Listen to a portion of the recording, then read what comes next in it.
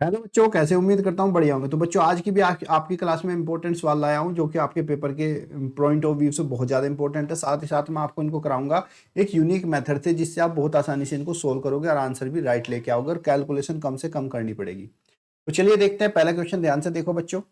एक व्यापारी पंखों पर वास्तविक मूल्य से 40% अधिक अंकित मूल्य करता है तथा इस पर 15% का बट्टा भी दे देता है। बट्टा का मतलब होता है बच्चों डिस्काउंट देता है। तो वह कितने प्रतिशत का लाभ कमाता है, आपको ये बताना है। तो शुरुआत कहां से करेंगे सवाल की, ये समझिए। आप जो है देखो 40% अधिक मूल्य अंकित करता है, किससे? वास्तविक मूल्य से। तो हम मानेंगे कि भाई वास्तविक मूल्य जो था ना इसका, मान लिया कि वास्तविक जो इसका मूल्य था, यानी कि जो क्रय मूल्य था उसको हम वास्तविक मूल्य कहते हैं, जिस पर हमने वस्तु को बनाया, वो 100 रुपए था। आप 100 ही मानना, क्योंकि 100 का प्रतिशत, आपका जो प्रतिशत होता है 100 का उतनी वैल्यू होती है। तो 100 रुपए उसका मूल्य था। व्यापारी ने क्या किया, उसको 40% अधिक करके लिखा, यानी कि यहां पे उसने जो अंकित किया मूल्य है वो कितना किया, 100 की जगह 40% बढ़ा दिया। 100 का 40% 40 होता है, तो 100 में 40 जोड़ेंगे, 140 रुपए उसने 100 की जगह पर रख दिया। अब उसने क्या किया, इस पर 15% का बट्टा देता है, 15% इस पर वो छूट दे देता है। ठीक है। और कितने प्रतिशत का लाभ कमाता है ये बताना। देखो यहां पे ध्यान दीजिएगा बच्चों, इसने डिस्काउंट कितना दिया, डिस्काउंट इसने 15% का दिया। तो अगर डिस्काउंट ये 15% का देगा तो कितने मूल्य पर बेचेगा, बात ये है। देखो 100% मूल्य पर बेचेगा, कोई छूट ना दे तो 140 रुपए की वस्तु बिकेगी। लेकिन अगर डिस्काउंट इसने 15% पे दिया तो वो कितने प्रतिशत पे सेल करेगा, ये देख लो भाई। टोटल तो 100% पूरी वैल्यू होती है, 15% की 100% में से छूट दी तो वो इस वस्तु को बेचेगा 100 माइनस 15 कर देंगे, कितना हो गया बच्चों? वो इस वस्तु को 85% पर बेचेगा, किसके? अंकित मूल्य के। अब देख लो सेलिंग प्राइस, विक्रय मूल्य। सेलिंग प्राइस कितना होगा भाई, अंकित मूल्य था 140, 140 का कितना, 85% हमें निकालना है, तो 85/100। हल करेंगे, जीरो से जीरो कैंसिल, 2 सत्ते 14, 2 पंजे 10 और 5 से 85 कटेगा 17 बार, कितना हो गया, 7 गुणा 17। 7 गुणा 17 सत्ते कितना हो गया बच्चों, 119। तो 100 रुपए की वस्तु थी और 100 रुपए की वस्तु को इस व्यापारी ने कितने का बेच दिया बच्चों, 119 रुपए का। तो लाभ कितना हुआ, 100 पर लाभ हुआ, 119 का बेचा, तो प्रॉफिट कितना हो गया बच्चों, विक्रय मूल्य माइनस 100 रुपए का क्रय मूल्य बराबर 19 रुपए का इसको लाभ हुआ। और 100 रुपए हमने क्यों माना था कि 100 पे जो लाभ होता है वही लाभ प्रतिशत भी माना जाता है, क्योंकि प्रतिशत का मतलब क्या होता है, प्रति 100 पर 100 पर। तो 19% का उसको क्या मिलेगा बच्चों, लाभ मिलेगा। ऑप्शन नंबर डी आपका राइट आंसर है। क्वेश्चन समझ में आया? शेयर करो और बताओ मुझे भी कि आपको समझ में आ रहा कि नहीं, और साथ साथ वीडियो को लाइक भी करते चलो। अगला पर्सन देखिए, इस पर्सन में भी बच्चे बड़े कंफ्यूज होते हैं, क्योंकि यहाँ पे क्या है ना, सीधा सीधा आपको मिश्र धन दे दिया गया है, डायरेक्ट ही मिश्र धन दे दिया। देखो किसी धन का साधारण ब्याज 12% दर दे रखी है, 12% की, और वार्षिक ब्याज दर से 4 वर्ष का समय दे दिया है, 4 वर्ष। और यहां पे 4 वर्ष का मिश्र धन दिया है, अमाउंट दे दिया सीधा ही 2405 रुपए। और आपसे पूछ लिया गया है क्या, कि वो धन ज्ञात कीजिए, यानी कि आपको प्रिंसिपल अमाउंट मूलधन पूछ रहा है, मूलधन क्या होगा। अब इसमें बच्चे काफी कंफ्यूज होते हैं, क्योंकि हमें दर का, समय का, ये डायरेक्ट सवाल हमें निकालने के फॉर्मूले होते हैं, बट इसमें प्रॉब्लम ये होती है कि सब में हमें ब्याज की जरूरत पड़ती है, सिंपल इंटरेस्ट होना चाहिए, पर यहाँ पे नहीं है। तो जो फॉर्मूला मैं बता रहा हूँ, कॉपी को नोट कर लीजिए कॉपी में, और इस फॉर्मूले को याद भी कर लेना कि अगर हमें मिश्र धन, दर और समय दिया है और मूलधन हमसे पूछ लिया गया है कि भाई मूलधन क्या होगा, तो बिना हिचकिचाए सीधा लिखिए कि मूलधन बराबर मिश्र धन गुणा 100, अमाउंट गुणा 100 बटे में 100 प्लस दर गुणा समय। बस इतना सा आप याद कर लीजिए। ऐसे क्वेश्चन चुटकियों में करके आओगे पेपर में। 2405 इंटू 100 और बाई डिवाइड बाय 100 प्लस दर गुणा समय। दर कितना है, 12% है हमारी दर, और समय है 4। 2405 इंटू में 100 और डिवाइड बाय 12 चौक कितना हो गया बच्चों, 48, और 100 में 48 जोड़ेंगे कितना हो गया, 148। बस अब इसको हम कट कर देंगे और हमारा आंसर आ जाएगा। चलिए काटते हैं, 2 सत्ते 14, 2 चौक 8, 2 से कटेगा कितना, 50 बार, फिर 2 से काटते 2 तिया 6, 2 सत्ते 14, फिर ये कटेगा कितना आपका यहाँ पे 25 बार, ठीक है। अब 37 से 2405 को काटेंगे हम लोग। अब 37 से 2405 को काटेंगे, 37 से 2405 का 65 बार कटेगा आपका। अब क्या बचा हमारे पास, 65 गुणा 25, 65 और 25 की गुणा करेंगे, गुणा कर लीजिएगा आप साइड में, कितना आएगा 1625। ऑप्शन नंबर आपका बी राइट आंसर है। ध्यान रहे बच्चों, कभी भी आपको मिश्र धन दिया जाए और मूलधन पूछ लिया जाए तो मिश्र धन गुणा 100 बटे में 100 प्लस दर गुणा समय, ये सूत्र आप लोग अपनी कॉपी पर भी नोट कर लीजिए।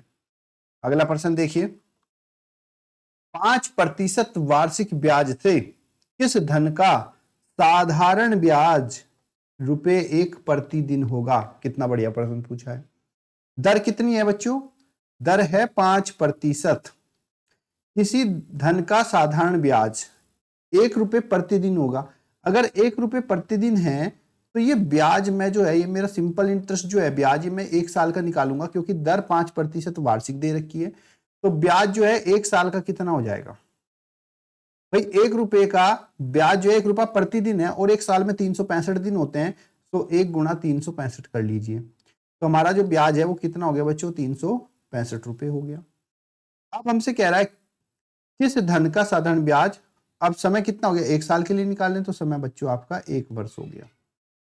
अब यहां से हमसे पूछा किस धन का, मूलधन पूछ रहा है, और जब बच्चों हमें ब्याज पता होता है तब मूलधन सिंपल इंटरेस्ट बराबर क्या होता है, मूलधन प्रिंसिपल अमाउंट बराबर होता है आपका सिंपल इंटरेस्ट गुणा 100 और उसको भाग करेंगे दर गुणा समय से। तो हमारा सिंपल इंटरेस्ट कितना है बच्चों, ₹365 गुणे 100 और दर कितनी है बच्चों, हमारी दर है 5% वार्षिक बटे 5 और गुणा में समय 1। 5 से काट देंगे, 5 सते 35 बचा 1, 5 दिया 15। 73 की 100 से गुणा करेंगे तो 7300 रुपीज आपका आंसर आएगा। ऑप्शन नंबर सी आपका राइट आंसर। समझ में आ रहा है बच्चों, कमेंट बॉक्स में बताते चलो। अगला प्रश्न देखते हैं, किस धन का कोई धन किसी साधारण ब्याज की दर से 20 वर्ष में 3 गुना हो जाता है। कोई धन किस साधारण ब्याज दर से, समझ गए बच्चों, इसमें यहां पे हमें बच्चों इसमें दर बतानी है, किस दर से, तो आर के आगे लगा दो क्वेश्चन मार्क। कितना, 20 वर्षों में 3 गुना हो जाता है। समय हो गया हमारा 20 वर्ष, ध्यान से समझिएगा बच्चों, 20 साल हो गए, 20 ईयर, 3 गुना हो जाता है। तो आप ऐसे मान के चलिए ना, 3 गुना धन हो रहा है, तो मान लीजिए आपका जो मूलधन था, प्रिंसिपल अमाउंट थी, वो ₹100 था और 20 वर्षों में 100 से 3 गुना हो गया, मतलब जो अमाउंट है वो आपकी कितनी हो गई, ₹300 हो गई। तो जब धन ₹100 से ₹300 हुआ तो इसके अंदर जो ऐड हुआ हमारा ये ₹200, ये क्या हुआ, ये ब्याज ही तो हुआ होगा भाई। जब हमारा मूलधन में ब्याज मिलता है तभी हमें मिश्र धन मिलता है। तो ₹100 का धन ये ₹300 हुआ, तो इसका मतलब ब्याज कितना जुड़ा, इसमें ₹200 जुड़ा।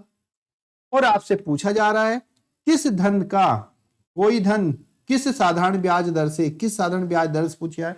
और आपको पता है बच्चों दर बराबर क्या होता है, ब्याज गुणा 100 और बटे में मूलधन गुणा समय। ब्याज कितना है, ₹200 है। ब्याज कितना है, ₹200 गुणा में 100 करिए, और मूलधन हमारा प्रिंसिपल अमाउंट हमने कितना माना था, ₹100, तो 100 और गुणा आपका समय 20 वर्ष। 100 से 100 तो चला गया, 0 से 0 कट गया और 2.20। तो बच्चों यहां पे हमारा 10% वार्षिक की दर से जो है कोई धन 20 वर्ष में 3 गुना हो जाएगा। ऑप्शन नंबर ए आपका राइट आंसर है। समझ में आ रहा है बच्चों, कमेंट बॉक्स में बताते चलिए। 2 वस्तुएं ए और बी क्रमशः 10 तथा 15% के लाभ पर बेची गई। यदि उन पर प्राप्त लाभ की राशि एक समान रही हो तो ए बी का लागत मूल्य क्या हो सकता है, हमसे ये पूछा गया है। यानी कि ए बी का बच्चों आपसे क्रय मूल्य यहाँ पे पूछा गया है और ए पर जो लाभ है वो 10% का है, मतलब जो प्रॉफिट है ए का वो ए का 10% है, मीन्स ए गुणा 10/100, और बी का जो प्रॉफिट परसेंटेज है वो 15% है, मीन्स बी गुणा 15/100।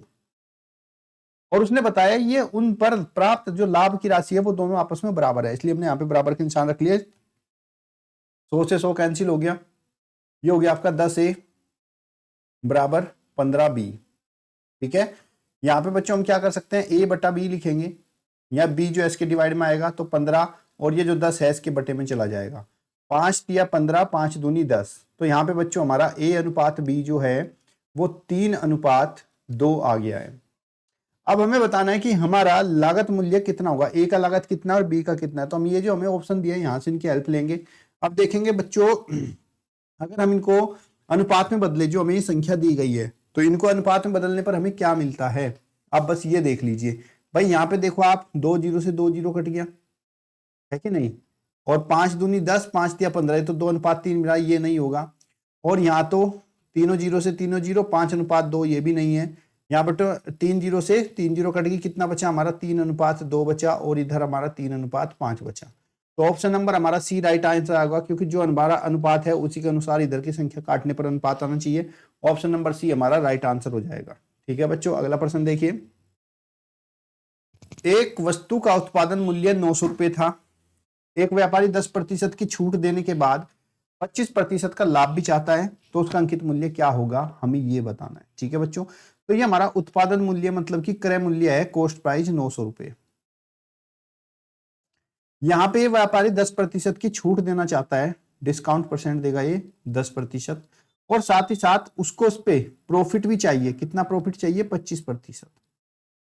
तो पहले हम ये पता लगाते हैं बच्चों कि 900 रुपए पर 25% प्रॉफिट के अनुसार इसको कितने की बेचेगा, यानी कि सेलिंग प्राइस इसका क्या रखेगा ये, जब इस पे 25% की छूट लेगा। तो आपको पता है बच्चों, सेलिंग प्राइस बराबर क्या होता है, 100 प्लस लाभ प्रतिशत। या आप ऐसे भी कह सकते हो भाई 25% का लाभ चाहिए, तो 900 के 125% पे वस्तु को बेचेगा। जीरो से जीरो गए, 125 की हम 9 से गुणा करेंगे बच्चों, 125 गुणा 9 करने पर हमें मिलेगा 1125। तो इस सामान को बच्चों ये 1125 रुपए का बेचना चाहता है, लेकिन व्यापारी को इस पर छूट भी देनी है, कितनी, 10% की। तो अब हमें बताना है कि इसको कितने का उस पर अंकित मूल्य क्या करेगा। तो आप मान लीजिए, माना कि जो अंकित मूल्य है वो आपका ₹X है। अगर ये 10% की छूट देगा इस पर, तो कितने पर बेचेगा, 90% ऑफ X, 90%, जो अंकित मूल्य है उसके 90% पे बेचेगा। और ये वस्तु कितने की बिकनी चाहिए, 1125 रुपए की। तो इसका मतलब बच्चों 90x बटा 100 बराबर कितना, 1125। जीरो से जीरो काट दो, x बराबर तिरछी गुणा करेंगे 1125 गुणा 10 और बटे में 9, काट दीजिए, 9 कम 9 बचे कितने, 2, 9 दूनी 18, 9 पंजे 45। 125 की 10 से गुणा करेंगे 1250 रुपए। तो इस वस्तु पर जो अंकित मूल्य करेगा वो 900 की वस्तु पर 1250 रुपए रखेगा, तब जाकर उसको इस पर 25% का जो है लाभ प्राप्त होगा। ठीक है बच्चों, उम्मीद करता हूं आपको समझ में आया होगा। इसी तरीके से बच्चों ये वाला प्रश्न भी ऐसा ही है, आप चाहो तो इसको करके देख सकते हो। एक दुकानदार अपनी साड़ियों के क्रय मूल्य पर 20% अधिक अंकित करता है और खरीदते समय ग्राहक को 10% की छूट देता है, तो वह कितने प्रतिशत का लाभ कमाता है ये बताना। तो ये बिल्कुल सवाल ऐसा ही है जैसा मैंने आपको व्यापारी पंखों वाला कराया था। ठीक है बच्चों, तो मुझे उम्मीद है आप लोगों को आज के सवाल समझ में आए होंगे। तो वीडियो को शेयर करना ज़्यादा से ज़्यादा और चैनल को सब्सक्राइब कर लेना, जिससे सभी बच्चों तक ये चीज़ें पहुंच जाएं। और साथ ही साथ अगर कोई आपके डाउट रह गए हैं, अभी भी आपके दिमाग में कोई डाउट है, कोई हेल्प चाहिए, नोट्स चाहिए किसी तरह के, तो मेरा व्हाट्सअप नंबर यहाँ पे है। उस नंबर पे आप लोग जो है व्हाट्सएप में मुझे कांटेक्ट कर सकते हैं और मैं आप तक आपकी पूरी हेल्प करूंगा। तब तक के लिए धन्यवाद। जय हिंद, जय भारत।